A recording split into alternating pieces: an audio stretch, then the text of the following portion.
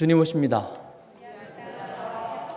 오늘 안교 시간에 저는 침대반 성도들과 함께 예수님의 재림을 공부했는데 여러분 예수님의 재림을 다 고대하십니까? 네. 우리 모두가 주의 재림을 준비하며 기다리는 성도들 되시기를 간절히 바라면서 오늘 하나님의 말씀은 이것입니다. 성경을 읽으면 주보에 짧아서 짧게 올리느라고 두 단어만 올렸고요. 뒤에 하나 더 있어요. 성경을 읽으면 예수님이 보이나요? 지혜가 보이나요? 성경에서 지혜를 보시려고요. 사람들이 성경을 읽는 이유가 여러 가지가 있을 수 있습니다. 어떤 이들은 지혜를 성경처럼 지혜로운 책이 없잖아요.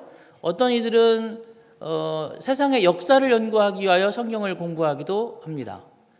또 인문학자들은 어떻게 하면 사람이 더 좋은 사회를 만들어 갈 수 있을까를 연구하기 위해서 성경을 보기도 하죠. 유대인들은 성경 속에서 우리를 현세적인 위기에서 건져줄 메시아는 어떤 사람일까, 얼마나 위대한 사람일까를 보고 싶어서 성경을 연구하기도 했습니다. 그러나 성경을 읽는 가장 중요한 이유는 성경에서 누구를 만나는 것? 예수님을 만나는 거죠. 예수님께서 그렇게 말씀하셨습니다. 같이 읽어보겠습니다. 시작. 너희가 성경에서 영생을 얻는 줄 생각하고 성경을 상고하거니와 이 성경이 곧 내게 대하여 증거하는 것이로다. 그러나 너희가 영생을 얻기 위하여 내게 오기를 원하지 아니하는도다. 저는 설교를 준비할 때에 보통 이 본문 속에서 내가 만난 예수님은 어떤 분일까?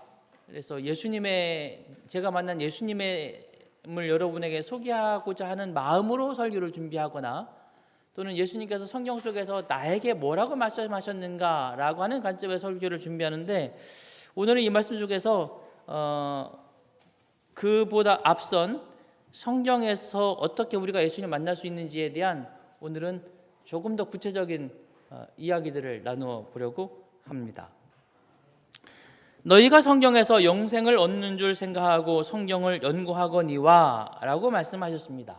여기서 말하는 너희가는 1차적으로는 유대인들에게 하신 말씀이죠. 그곳에 있는 현장에 있는 사람들이 유대인들이었습니다. 그들에게 말씀하시기를 너희가 성경에서 뭘 얻고 싶어서? 영생을 얻고자 하여 성경을 뭐하고 있다? 연구한다라고 말씀을 하셨습니다. 칭찬일까요? 아니면 칭찬이 아닐까요? 예수님께서 저에게 너가 영생을 얻기를 원해서 성경을 이렇게 연구하고 있구나 라고 말씀하시면 제가 칭찬으로 받을까요? 아닐까요? 사실 이거는 여러분이 들으셔야 될 칭찬이에요. 여러분 성경 연구하십니까? 읽기만 한다고요? 예. 유대인들은 성경을 읽는 사람들이 아니었다는 거예요. 유대인들은 적어도 성경을 연구하는 사람들이었다는 거죠. 그런 의미에서 오늘 우리는 이 본문을 유대인들은 성경을 그렇게 연구했으면서도 예수님도 못 알아봤어 라고 하는 그들의 한계점을 우리가 알고 있지만 그러나 그 전에 그들은 적어도 성경을 연구했다는 것은 우리가 본받아야 되는 부분이라고 생각합니다. 여러분들 공감하십니까? 유대인들은 성경을 얼마나 열심히 연구했느냐. 먼저 그 말씀을 좀 드리면 여러분 성경은 구약과 신약으로 나누어져 있잖아요. 그래서 신약 성경이 있고 구약 성경이 있는데 유대인들이 공부했던 성경책은 신약 성경은 아닙니다. 예수님을 인정하지 않았으니까. 그럼 무슨 성경을 공부했어요? 구약 성경을 공부했어요. 그런데 유대인들은 구약 성경을 구약 성경이라고 부르지 않습니다. 왜냐하면 구약 성경이라고 부른다는 말은 신약 성경을 인정하고 부르는 말이기 때문에 유대인들은 구약 성경이라고 안 부르죠. 뭐라고 부르는가 하면 이렇게 부릅니다. 타낙 이렇게 부릅니다. 이게 그분들이 말하는 구약 성경이에요. 타나크. 굉장히 생소한 단어죠. 이 타나크가 무슨 뜻이냐면 이런 뜻입니다. 타나크 세 단어인데요. 타는 토라의 T, 나는 네빌림의 N, K는 케투빔의 K, TNK에다가 모음을 붙여서 타, 나, 크 이렇게 불러요. 그러니까 이 사람 이 말은 성경은 율법서, 예언서, 성문서로 구성되어 있다. 그래서 타나크 이렇게 부릅니다. 그래서 율법서 5권 여러분 아시겠죠? 창세기, 출애굽기, 레위기, 민수기, 신명기 5권을 말하는 것입니다. 그리고 예언서가 있습니다. 그리고 성문서가 있어요. 총 5권, 8권, 11권이니까 몇 권? 24권. 우리가 갖고 있는 구약하고 좀 다르네요? 예, 다르지 않습니다. 똑같아요. 왜 똑같으냐면 이게 24권인 이유가 일단 우리는 역대상, 역대하, 열왕기상, 열왕기하 이렇게 부르잖아요. 그냥 역대기, 열왕기 이렇게 한 권입니다.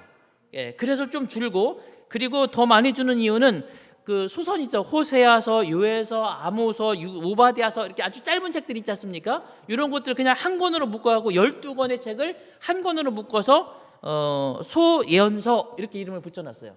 그래서 권수가 줄어들었을 뿐이지 우리가 가지고 있는 성경과 똑같아요.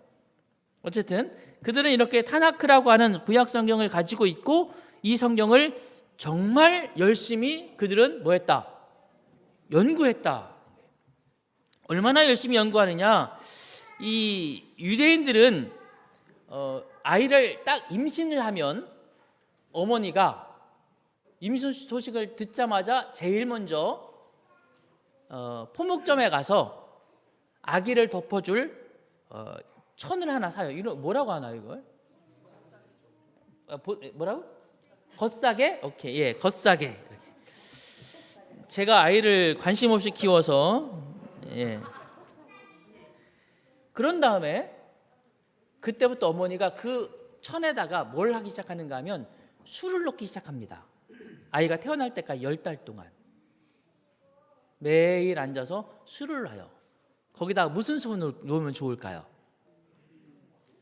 예쁘게 자라라고 장미꽃, 부자 되라고 돈 그림, 오래 살라고 거북이.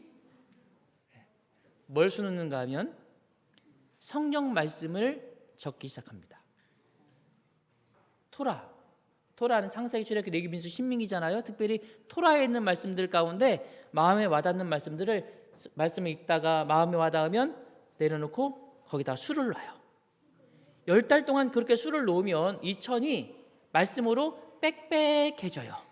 아이가 태어나면 품에 앉자마자 그 천으로 아기를 싹 감쌉니다. 아이가 세상에 태어나서 처음 보는 게 뭐예요? 아직 그게 뭔지 모르지만 말씀을 봐라. 아이가 성장합니다. 그래서 아이들이 보통 언제쯤 첫 말을 하기 시작하나요? 4살? 아니 말하는 거. 뭐 간혹 그렇게 늦은 사람들도 있긴 하지만 일반적으로는 전후, 빠르면 전에, 늦으면 후에 이러죠. 그래요. 전후에 말을 시작하는데 부모들이 다 기다리잖아요, 그렇죠? 아이에게 아빠 해봐. 엄마 먼저 해야지. 엄마 해봐. 엄마 해봐. 이러다가 어느 날 이 아이가 그러면 엄마 했다고 막 좋아하고 그러는데, 정말 이 아이가 돌쯤 돼서 진짜 말을 하기 시작하면 부모들이 와, 드디어 이 아이가 말을 배우기 시작했구나, 박수를 막 치면서 그때 엄마가 아이의 귀에 대고 한마디 말을 합니다. 그때 아이가 막 첫 말을 떼기 시작하면 뭐라고 말하는가 하면 토라 미치바라누 모세, 그래요. 이 발음 좀 이상했나요? 무슨 뜻인가 하면 모세가 우리에게 토라를 주었다, 이 말이에요. 너 이제 말을 하기 시작했으니까 이제 시작된 그 말로 뭐 하라는 얘기입니까? 모세가 우리에게 토라를 줬으니까, 창세기, 출애굽기, 레위기, 민수기, 신명기 줬으니까 이 하나님의 말씀을 네가 읽고 말하기 시작해야 된다, 이 얘기예요. 그만큼 유대인들은 하나님의 말씀을 정말 귀하고 소중하게 여겼습니다. 이 아이가 5살이 되기 시작하면 그때부터 성경을 가르치기 시작해요. 몇 살까지 성경을 공부하는가 하면 13살까지 토라를 매일 공부합니다. 학교에 가면, 초등학교에 가잖아요. 아침 4시간 성경만 공부해요. 왜 힘들 것 같아요. 그리고 점심 먹고 나서 오후에 뭐 국어, 산수, 수학, 영어 이런 거. 산수가 아니고 수학이죠. 예. 나중에 제가 이제 그만큼 아이들에게 성경을 가르치기 시작하는 거죠. 그렇게 성경을 정말 열심히 가르칩니다. 글자를 아이들의 글자를 가르치려고 여러분 어떻게 하셨나요? 글자 가르치시려고 벽에다 기역, 니은 이렇게 붙여놓고 이렇게 하시죠. 유대인들은 아이에게 글자를 가르칠 때 책 한 권을 정해서 쓰게 해요. 모두가 그래요. 어떤 책을 쓰게 하느냐? 아직 기역, 니은도 모르는 아이에게 레위기서를 쓰게 합니다. 여러분 레위기서 어렵죠? 읽기도 어려우시죠? 유대인들은 레위기서로 글자를 공부합니다. 이런 걸 보면 유대인들이 어려서부터 아이들에게 성경을 연구하는 것에 대하여 얼마나 철저하게 교육시켰는지를 알게 되죠. 이렇게 그들은 성경을 정말 열심히 연구하였어요. 그런데 여러분, 그렇게 성경을 열심히 연구하면서 성경의 정말 핵심인 누구는 자꾸 놓쳤다고요? 예수님은 놓치는 거예요. 그들이 성경을 열심히 연구했지만 성경을 연구하는 목적과 방향이 달랐어요. 그들은 성경을 통해서 자신들의 민족적 우월성을 드러내는데 사용했습니다.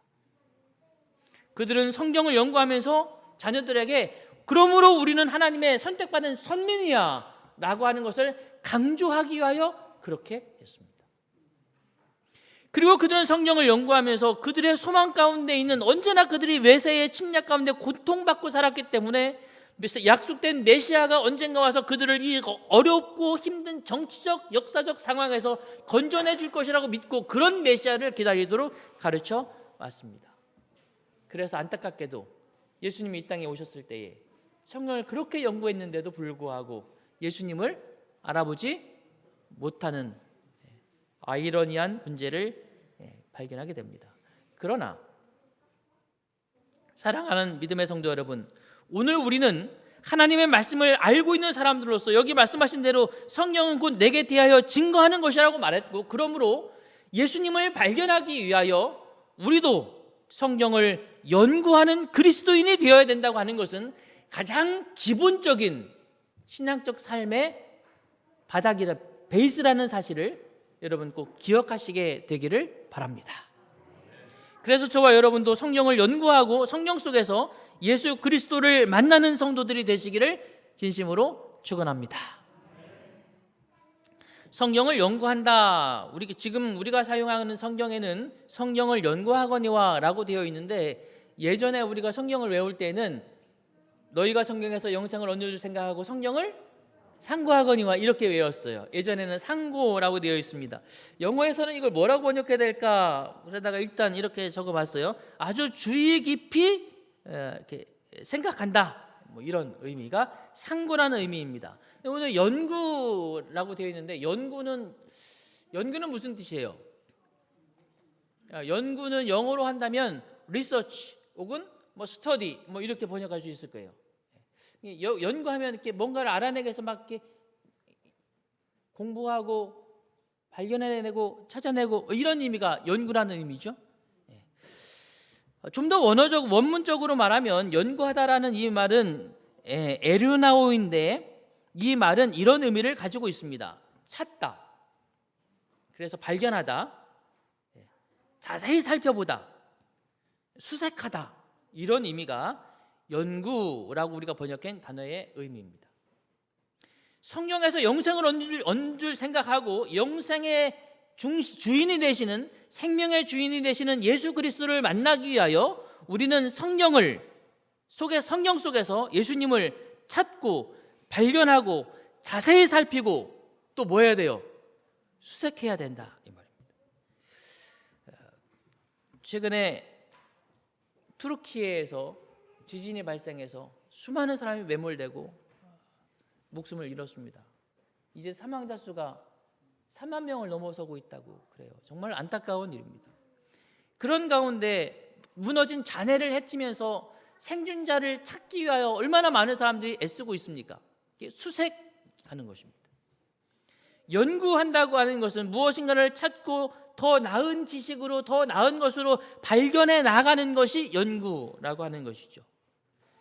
찾는다고 하는 것은 자세히 살펴보고 찾는다고 하는 것은 놓치지 않도록 잃어버리지 않도록 숨겨진 것이 없도록 드러내기 위해서 찾는 것입니다. 성경을 연구한다는 것은 바로 이것을 말하는 것입니다.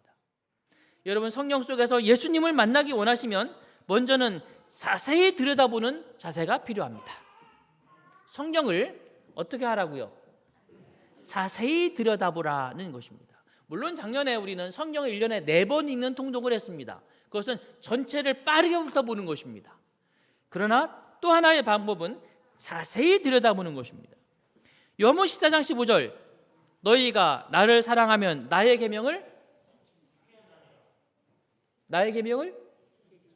이거를 말이죠. 제가 여러 번 성경 공부를 할 때에 같이 성경 공부하는 분들에게 자 우리 한번 읽어볼까요? 라고 했어요. 그러면 10명 중 8명은 이걸 어떻게 읽는가 하면 너희가 나를 사랑하면 나의 계명을 지켜라 이렇게 읽어요. 그래서 제가 다시 묻습니다. 아니요, 성경 보시고 다시 읽어보세요. 다시요. 자 시작. 너희가 나를 사랑하면 나의 계명을 지켜라. 또 그렇게 읽어요. 어느 분은 3번, 4번까지도 지켜라 읽어요. 제가 아무 말도 안 하면. 다시 읽으세요라고 말하면 계속 그렇게 읽어요. 그래서 제가 아니요, 자 성경을 한자 한자 또박또박 다시 읽어봅시다. 그리고 다시 읽어요. 그리고 한자 한자 짚어주면 이렇게 있습니다. 그때서야 너희가 나를 사랑하면 나의 계명을 지키리라 이렇게 읽어요. 본문은 지켜라가 맞아요? 지키리라가 맞아요? 뭐라고 적혀 있어요? 그런데 분명히 그렇게 적혀 있는데도 불구하고 대부분의 사람들이 그냥 지켜라 이렇게 읽고 그 다음 성경절로 넘어가요. 왜요? 그냥 우리 머릿속에 나 하나님 사랑하면 계명 지켜야지 라고 하는 고정적 사고방식이 딱 입력되어 있고 그냥 그 사고방식으로 그냥 성경을 읽어나가는 거예요. 뭐하지 않고 들여다보지 않아요. 그냥 읽어요. 그러나 사랑하는 여러분, 지나치면 모르지만 들여다보면 더 많이 보게 되고 더 잘 보이게 되고 더 많이 발견하게 되고 더 많이 알게 되는 것입니다. 그래서 어떻게 성경을 보라고요? 자세히 들여다보라는 것입니다. 자, 여러분 무엇을 자세히 들여다보지 않을까요? 우리가 살면서 뭘 자세히 들여다보지 않을까요? 익숙한 것, 늘 봤던 것, 내가 잘 안다고 생각하는 것. 자세히 봐요, 안 봐요? 자세히 안 봐요. 그래서 아내가 머리 스타일 바꾼 걸 남편들이 잘 몰라. 늘 아는 사람이라 자세히 안 봐. 아내가 여보나 뭐 좀 달라진 거 없어? 그래도 못 알아봐. 네, 너무 섭섭해하지 마세요. 아, 이 사람이 나를 정말 너무 잘 익숙해하고 있구나. 네, 그런 증거예요.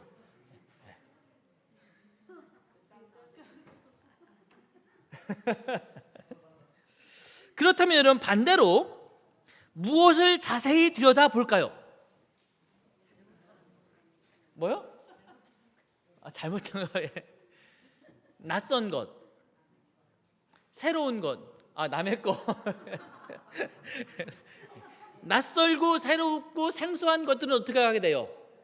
자세히 들여다보게 됩니다. 성경은 여러분 익숙한 책입니까? 낯설고 새롭고 생경한 책입니까? 그래서 자세히 안 보는 거예요. 여러분 혹시 책을 읽을 때 책에다가 밑줄을 그으며 읽으시나요? 왜 밑줄을 그으세요? 중요하니까.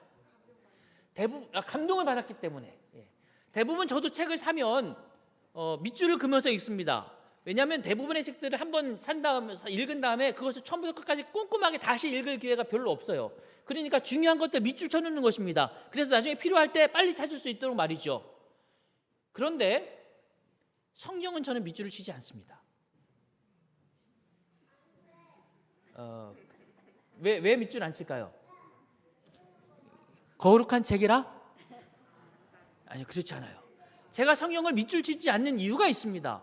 왜냐하면 저도 예전에 밑줄 쳐보았어요. 그런데 성경을 딱 펴고 이제 여기까지 읽어야지라고 하는데 여기 밑줄 치는 데가 딱 보여요. 그러면 저도 모르게 어떻게 되는가 하면 밑줄 치지 않은 부분은 빨리 읽고 넘어가고 밑줄 친 부분만 천천히 읽고 또 빨리 넘어가요. 왜? 여기가 중요해라고 표시해놨기 때문에 그런 거죠. 그러니까 이 책이 생경하지 않고 늘 익숙해져 버려요. 그래서 밑줄 치지 않은 다른 곳들에 수많은 기별들이 있는데 그냥 다 지나쳐 버리는 것입니다. 그래서 성경은 밑줄 치지 않아요. 모든 것을 새롭게 보려고 하는 것입니다. 그런데 그것도 성경을 자꾸 읽다 보니까 성경 읽다 보면 그렇지, 이 말씀 다음에 이 말씀 다음에 자꾸 익숙해지는 거예요. 그래서 번역을 바꿔가며 있습니다. 제가 늘 개역개정을 읽다가 바른 성경을 오래 읽었는데 이제 이것도 개역개정도 바른 성경도 바꿔야 될 필요성이 이제 생기기 시작하는 거예요. 익숙해져 버린 것입니다. 새로운 번역으로. 제가 영어를 정말 능숙하게 하는 젊은 친구들과 같다면 매일 영어를 읽고 싶은데 영어를 읽으면 정말 좋아요. 왜냐하면 단어 하나하나가 날마다 새로워요. 너무 느려서. 문제는 성경을 익숙하게 보지 말라는 것입니다. 자세히 들여다보는 자세가 필요하고 천천히 꼼꼼하게 낯설게 보기 위하여 노력해야 합니다. 절대로 익숙하다고 넘어가시면 그곳에서 우리는 깊은 진리를 발견하지 못하기 때문에 여러분 자세히 들여다보는 연구가 여러분의 성경 읽기가 되시기를 바랍니다. 그 다음에 연구하다고 하는 이 단어의 또 다른 의미가 뭐냐면 발견하다, 찾다, 발견하다라고 하는 것입니다. 즉 찾아보려고 하는 것입니다. 물어보고 찾아보는 자세가 필요하다는 것이죠. 여러분 멘델이라는 사람 아시죠? 멘델 하면 떠오르는 게 완두콩입니다. 멘델이 완두콩을 보고 위대한 발견을 했거든요. 어느 날 멘델이 완두콩을 따왔어요. 제가 그 상황을 모르지만 제가 설정해서 얘기한다면 이런 상황일 것 같아요. 아내가 밭에 가서 완두콩을 한 소쿠리 따왔어요. 그리고 콩을 까기 시작합니다. 멘델이 옆에서 이렇게 지켜보다가 이상하다. 콩깍지가 말이죠. 어떤 거는 매끈한데 어떤 거는 안에 콩 모양대로 울퉁불퉁하고 콩깍지 모양이 조금씩 달라요. 똑같은 완두콩인데 콩깍지 모양이 왜 다를까? 이상하다. 그게 왜 이상해요? 이상합니까? 그게 왜 이상해? 근데 멘델은 이상했어요. 이상하다. 안에 콩을 쫙 깠어요. 깠는데 탱글탱글한 완두콩이 쪼르륵 떨어지는데 가끔씩 어떤 완두콩이 떨어지냐면 쪼글쪼글한 완두콩이 떨어져요. 그럴 수도 있지. 농사가 다 잘 되나? 근데 멘델은 이렇게 질문을 던진 겁니다. 이상하다. 왜 가끔씩 쪼글쪼글한 녀석이 나오지? 참 멘델은 이상한 사람이야. 그게 왜 이상한지 저도 잘 모르겠어요. 근데 이상하다 생각을 한 것입니다. 이게 왜 그럴까? 그리고 어느 날 밭에 나가봤더니 완두콩 밭에 꽃이 쫙 폈는데 완두콩 꽃이 무슨 색깔일까요? 대부분 하얀색입니다. 그런데 가끔 분홍색 꽃이 있어요. 우리 같으면 그냥 이놈은 좀 이쁘게 생겼네 이러고 말았을 거예요. 근데 멘델은 그거 참 이상하다. 왜 이놈은 빨갛지? 이상하게 생각한 것입니다. 이게 왜 그럴까 이렇게 생각한 거죠. 콩깍지 같긴 하겠네요. 그 다음에 그래서 이상하게 여기서 좀 더 자세히 봤더니 차이가들이 하나씩 더 늘어나는 것입니다. 어떤 녀석은 꽃이 꼭대기에 폈는데 어떤 것들은 옆구리에 폈어요.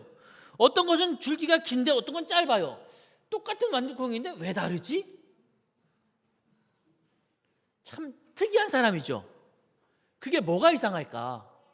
그런데 거기에 이상하다고 물음표를 달았고 그 이유를 찾기 시작했습니다. 몇 년 걸렸는가 하면 7년 걸렸어요.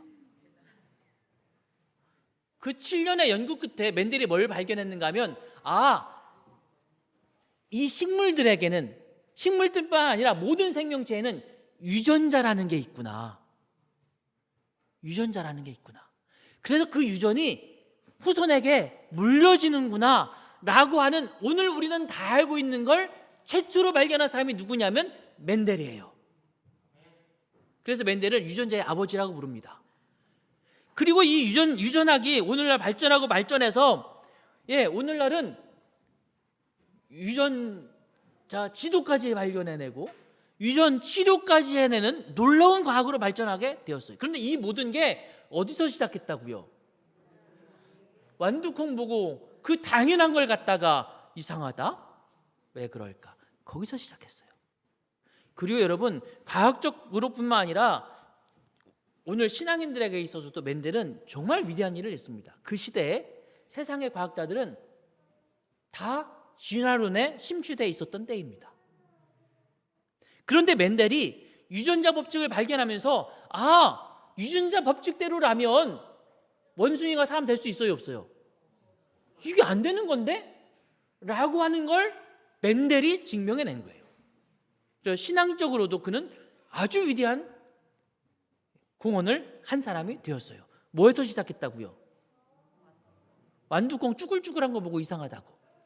그 당연한 것에서 말이죠.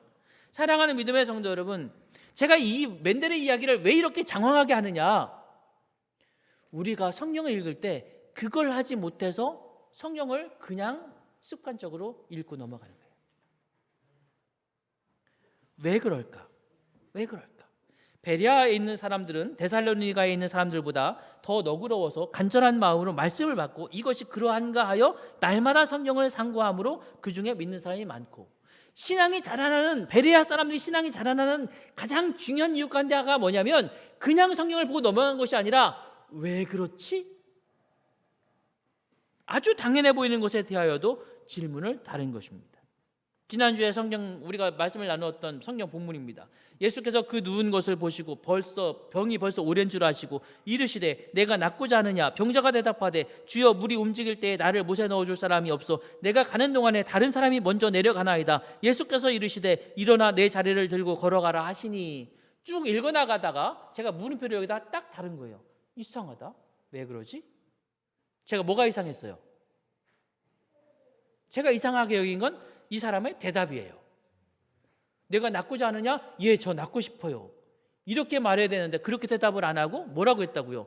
나를 못에 넣어줄 사람이 없어. 이상하다. 이 사람은 왜 예, 저 낫고 싶지요 라고 대답하지 않고 이렇게 대답했을까? 에다가 물음표를 딱 단 거예요. 누구처럼? 맨델처럼. 안 그러면 그냥 읽고 넘어가잖아요. 그죠?